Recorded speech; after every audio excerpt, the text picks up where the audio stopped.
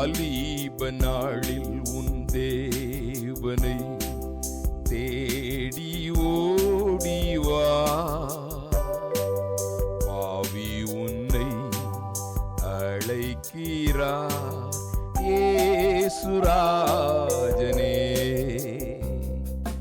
வாலிப நாளில் உன் தேவனை தேடி ஓடிவா.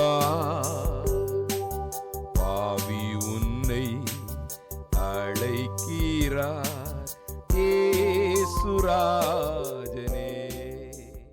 ஆண்டவராகிய இயேசு கிறிஸ்துவின் பரிசுத்தமுள்ள நாமத்திலே உங்களுக்கு வாழ்த்துக்கள். பரிசுத்த வேதாகமத்தில் மார்க் எழுதின சுவிசேஷம் 2ஆம் அதிகாரம் 10ஆம் வசனத்திலே இவ்விதமாய் வாசிக்கிறோம். பூமியிலே பாவங்களை மன்னிக்க மனுஷகுமாரனுக்கு அதிகாரம் உண்டு என்பதை நீங்கள் அறிய வேண்டும் என்று சொல்லி திமிர்வாதக்காரனை நோக்கி, நீ எழுந்து உன் படுக்கையை எடுத்துக்கொண்டு உன் வீட்டுக்கு போ என்று உனக்கு சொல்கிறேன் என்றார். ஆண்டவர் இயேசு கிறிஸ்து கப்பர்நகும் என்னும் ஒரு பெயர் கொண்ட பட்டணத்தில் இருந்தார். அந்த இடத்திலே ஆண்டவர் இயேசு கிறிஸ்துவின் இடத்திலே ஒரு திமிர்வாதக்காரனை கொண்டு வருகிறார்கள். அவன் நடக்கக்கூடாதவனாயிருந்தான். ஆண்டவர் இயேசு கிறிஸ்து அந்த மனுஷனை பார்த்து மற்ற ஜனங்கள் புரிந்து கொள்ளும்படி சொல்கிறார். அந்த மனிதர்கள் யார் என்று பார்க்கும் பொழுது அவர் தேவன் என்பதை ஏற்றுக்கொள்வதிலே சந்தேகப்படக்கூடியவர்களாயிருந்தார்கள். ஆண்டவர் இயேசு கிறிஸ்து இன்றைக்கு உங்களிடத்திலும் என்னிடத்திலும் இந்த காரியத்தை தான் சொல்கிறார். அவர் தேவனுடைய குமாரன் என்றும் பாவத்தை மன்னிக்க அவருக்கு அதிகாரம் உண்டென்றும் சொல்கிறார். இந்த உலகத்திலே நம்மளால் செய்யப்பட்ட எல்லா பாவங்களையும் மன்னிக்கக்கூடிய அதிகாரம் நம் இரட்சகர் ஆண்டவராகிய இயேசு கிறிஸ்துவின் இடத்தில் இருக்கிறது. கப்பர்நகும்